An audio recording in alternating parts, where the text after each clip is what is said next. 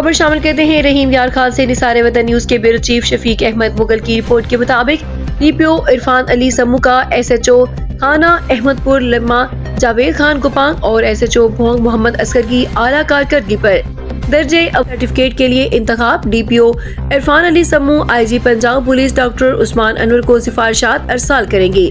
तफसील के मुताबिक गुज़श्ता रोज होने वाली मीटिंग के दौरान डीपीओ इरफान अली समू ने कारकर्दगी का जायजा लेते हुए एसएचओ थाना अहमदपुर लिमा जावेद गोपांग और एसएचओ थाना भोंग मोहम्मद असगर की कारकर्दगी को काबिल सताइश पाते हुए उन्हें शाबाश देते हुए कारकर्दगी के सिलसिले में मिसाल करार दिया